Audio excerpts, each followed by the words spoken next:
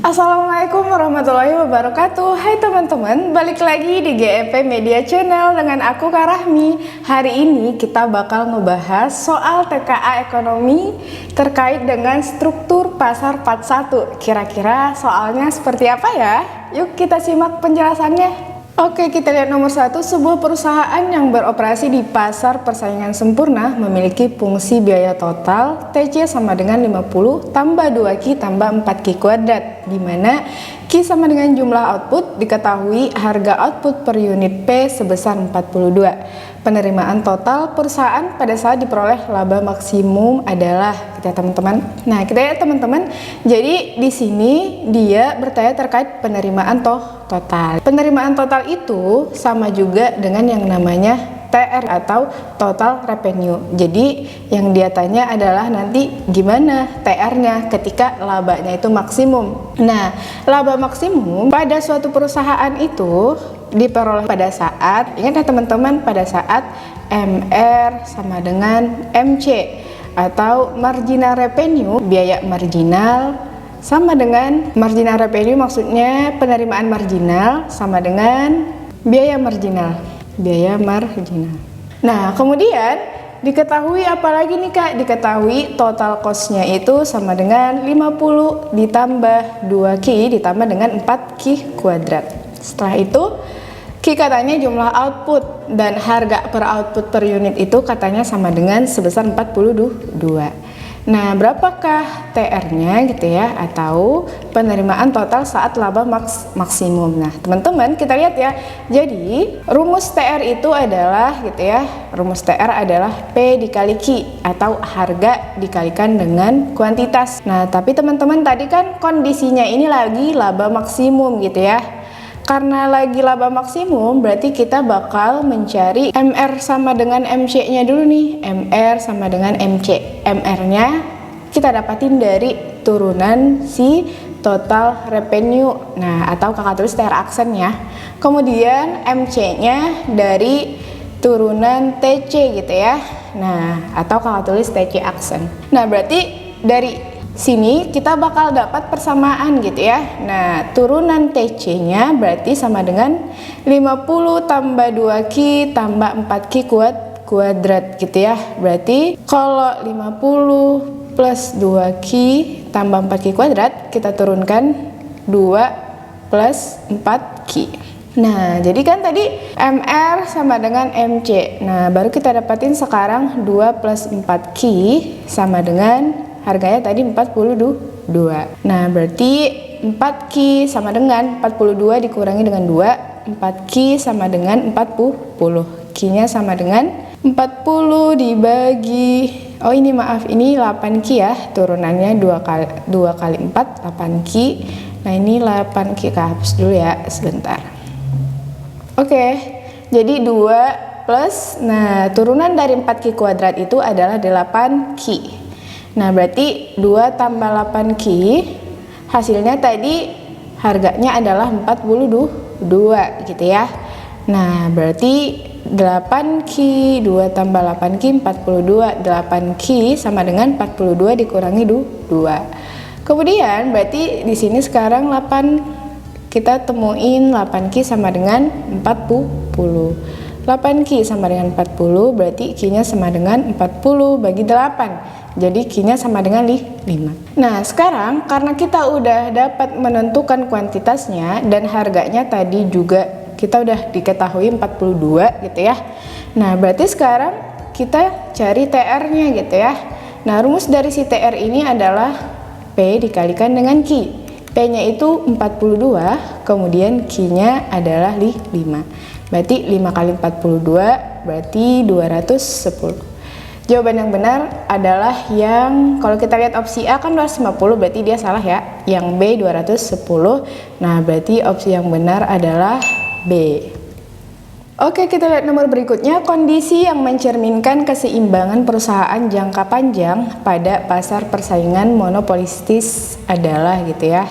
Nah, jadi teman-teman, pasar persaingan monopolistis ini, pasar persaingan monopolistis katanya bakal mendapatkan yang mencerminkan perusahaan jangka panjang. Nah, berarti Gimana nih kalau keseimbangan si pasar persaingan monopolistis jangka panjang gitu.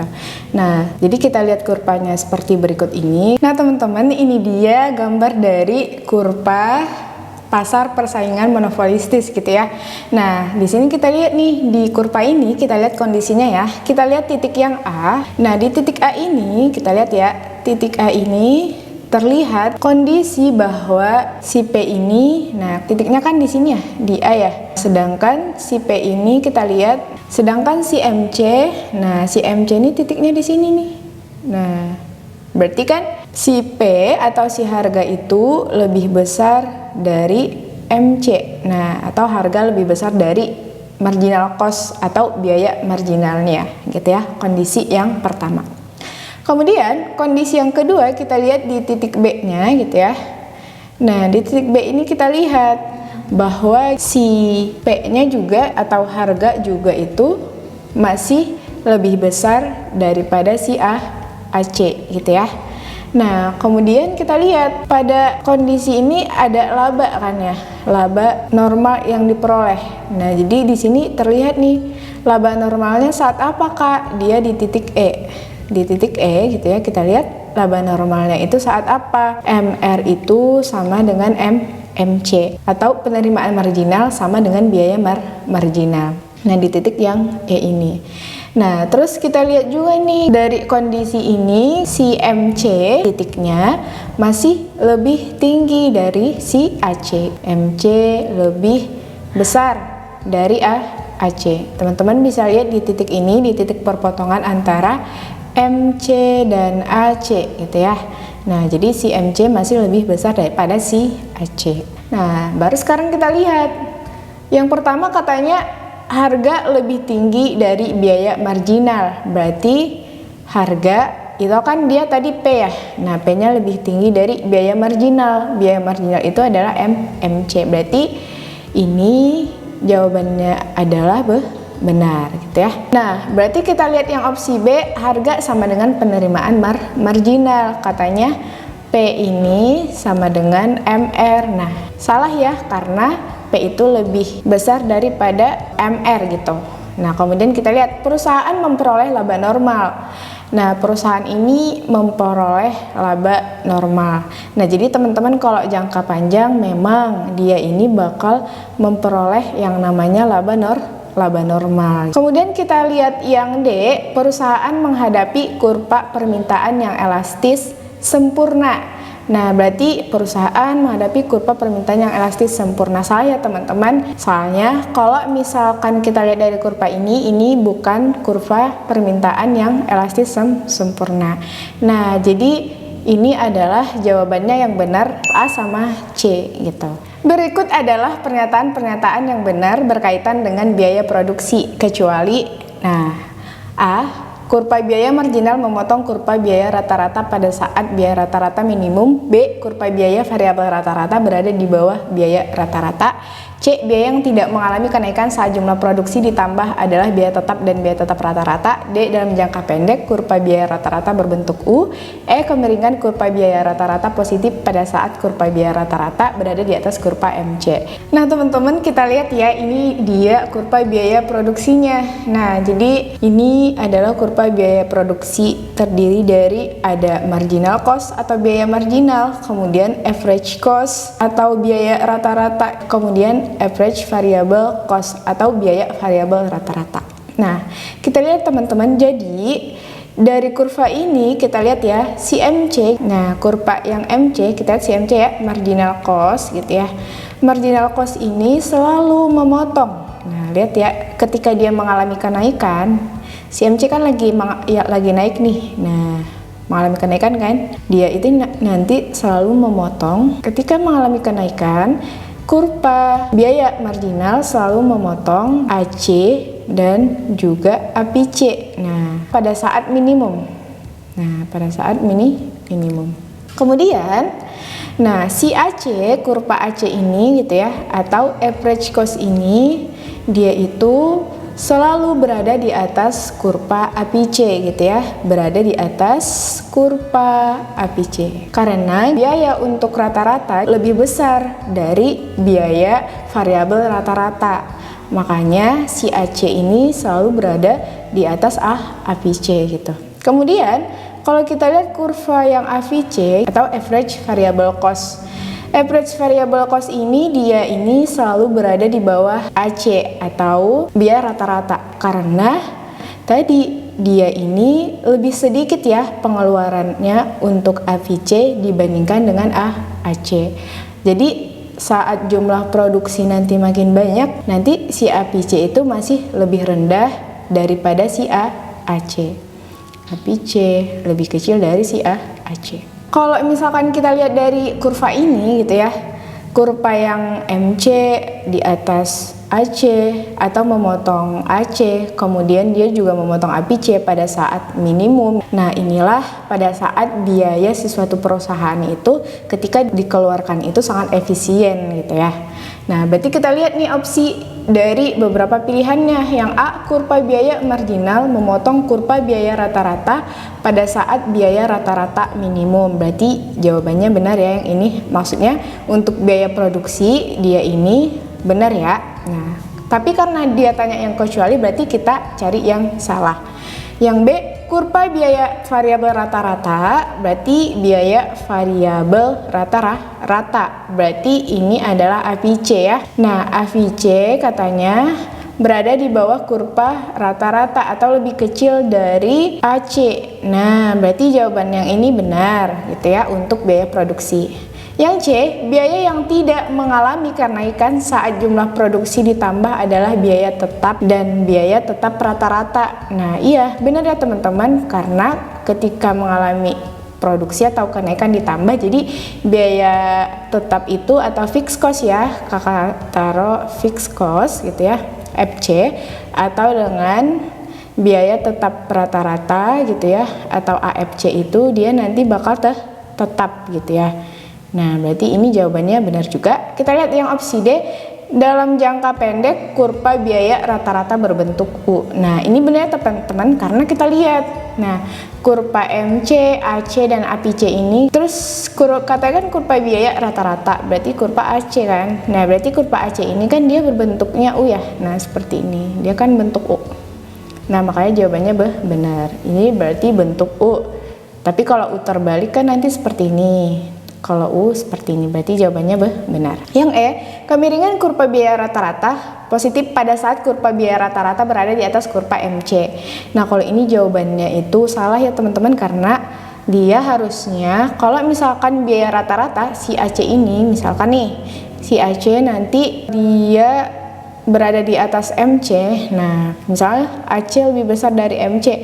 Nah, dia itu bakal terjadi yang namanya kurva biaya rata-rata yang negatif gitu ya, bukan positif. Nah, berarti jawaban yang benar itu adalah yang E. Oke, kita lihat nomor 4 ya. Perusahaan yang hanya memperoleh laba normal dalam jangka panjang adalah perusahaan yang berada di pasar gitu ya, teman-teman. Jadi A, persaingan monopolistik dan monopoli. Nah, ini salah ya. Kemudian yang B, persaingan sempurna dan pasar persaingan monopolistik.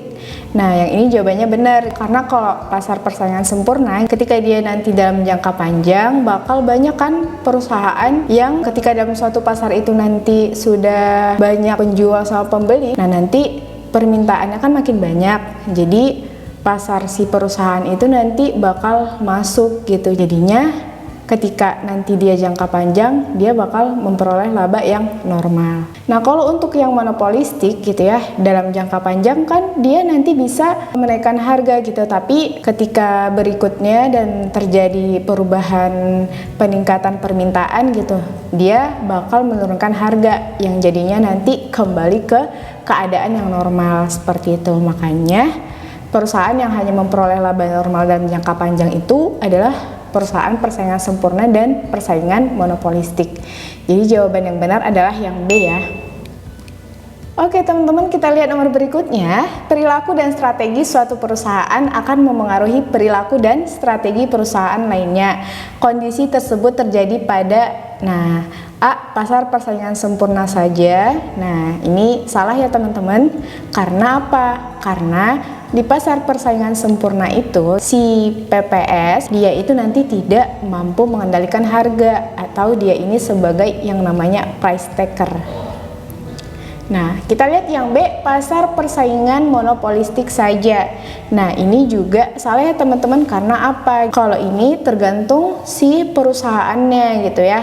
Tetapi kalau misalkan untuk memengaruhi strategi yang lainnya itu dan perusahaan lainnya itu tidak, karena apa? Persaingan di antara pasar monopolistik itu karena penjualnya itu banyak. Nah, jadi tidak terlalu memengaruhi gitu. Makanya jawabannya salah. Kalau yang C, pasar oligopoli saja.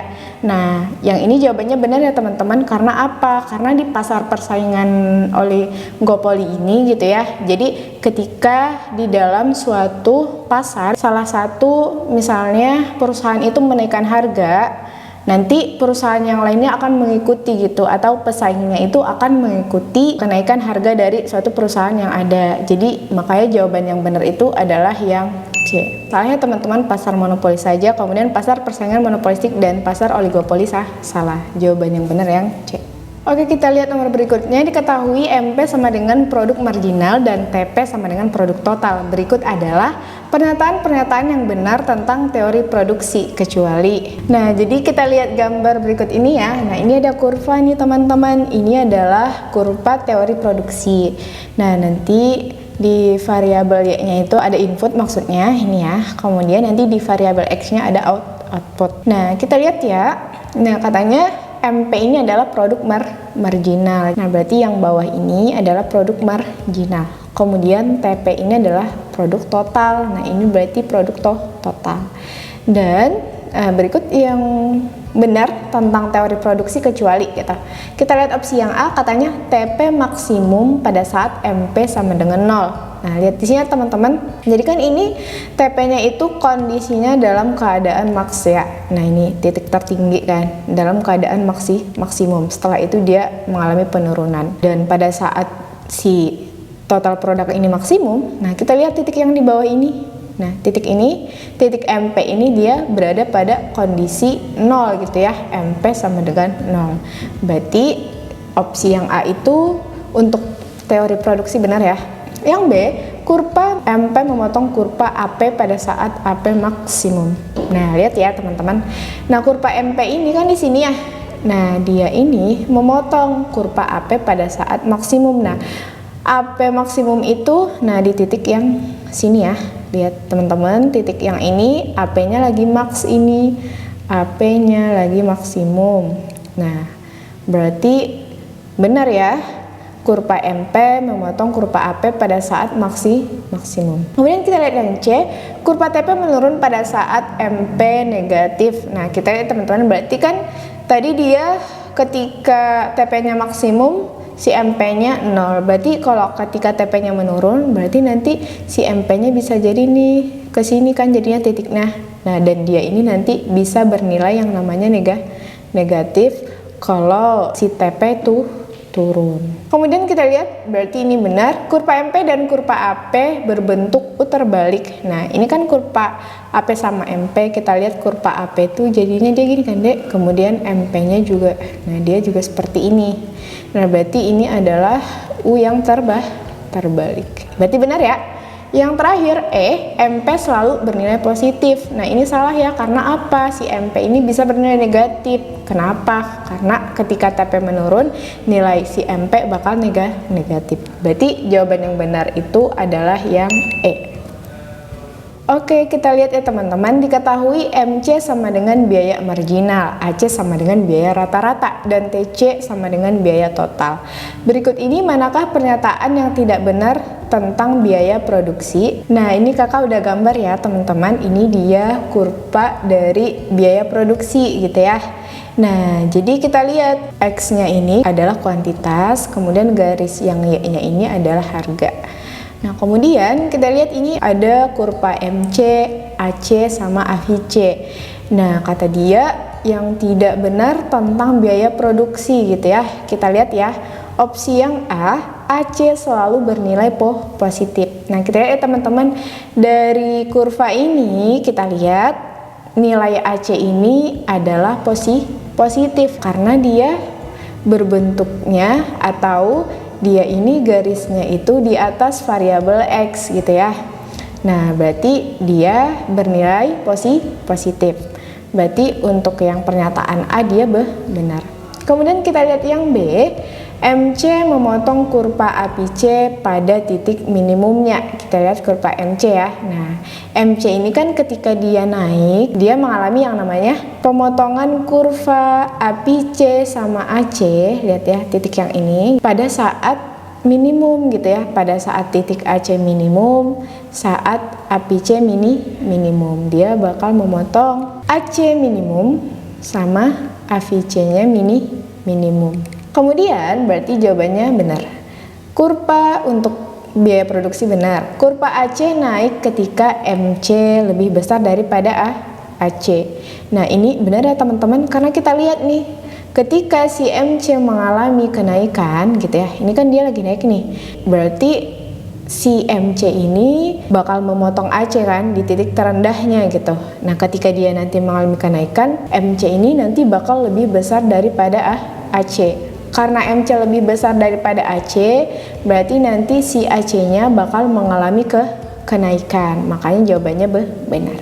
Yang D, kurva AC menurunkan pada waktu MC lebih kecil daripada AC. Nah, jadi kalau MC-nya turun nih teman-teman, berarti nanti si AC juga mengalami penurunan gitu. Berarti benar ya. Nah, kita lihat opsi E, kurva AC berbentuk U terbalik. Nah, kata dia kan U terbalik. Nah, ini adalah salah karena dia ini hanya berbentuk U AC-nya. Kita lihat ya, bentuk si AC ini hanya U kan. Nah, dia nggak terbalik gitu. Kalau terbalik kan seperti ini. Nah, makanya jawaban yang benar untuk pernyataan ini adalah yang E. Oke, kita lihat soal berikutnya. Pasar yang dianggap paling efisien adalah pasar A, persaingan monopolistik. Bukannya teman-teman, jadi pasar persaingan monopolistik itu tidak efisien gitu, atau bukan yang paling efisien. Kemudian yang B, persaingan sempurna. Nah, ini persaingan sempurna ini yang paling efisien. Karena apa Kak? Karena di pasar persaingan sempurna ini banyak penjual sama pembeli gitu ya. Penjualnya banyak, kemudian pembelinya juga banyak. Terus setelah itu nanti si perusahaan bakal bebas masuk keluar pasar gitu ya. Perusahaan masuk keluar bebas pasar. Nah, dan harga nanti bakal ditentuin sama mekanisme pasar atau namanya price taker. Nah, jadi karena ditentukan sama pasar, berarti itu nanti bakal lebih efisien gitu kan.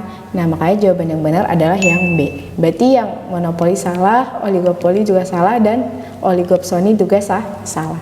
Oke, soal berikutnya, untuk meminimumkan kerugiannya, perusahaan pada pasar duopoli akan menetapkan harga dan output ketika, nah ini kan teman-teman dia bilang meminimumkan harga. Oke, kita lihat ya, dia ini mau meminimumkan kerugian.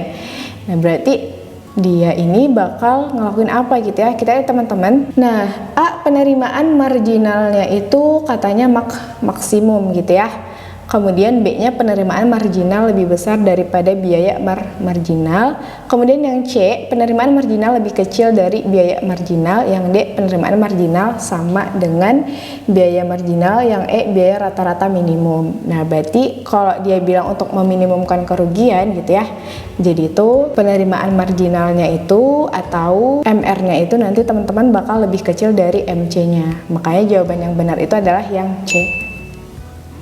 Oke, soal nomor berikutnya yang bukan merupakan ciri pasar persaingan monopolistik adalah, kita lihat ya, yang opsi A, tidak ada hambatan untuk masuk dan keluar dari industri. Nah, jadi kalau pasar monopolistik hambatannya ada ya, gitu ya. Nah, berarti opsi yang ini sesuai nih sama persaingan monopolistik. Yang B, menghasilkan barang yang terdiferensiasi. Nah, ini juga. Yang C, perusahaan sebagai price taker. Nah, ini berarti salah ya teman-teman, karena apa gitu ya? Karena dia nanti bukan sebagai price taker, tapi dia sebagai price maker gitu. atau perusahaan bisa menentukan harga. Yang D, perusahaan memiliki daya monopoli, benar juga. Yang E, dalam jangka panjang perusahaan hanya memperoleh laba normal. Nah, benar. Nah, berarti yang bukan cirinya itu adalah yang C. Oke teman-teman, itu dia tadi hasil pembahasan soal TKA Ekonomi Sosum Struktur Pasar part 1 ya. Nah, jadi semoga dipahami ya teman-teman. Nah, jangan lupa untuk mengikuti video-video berikutnya. Bye-bye, Assalamualaikum.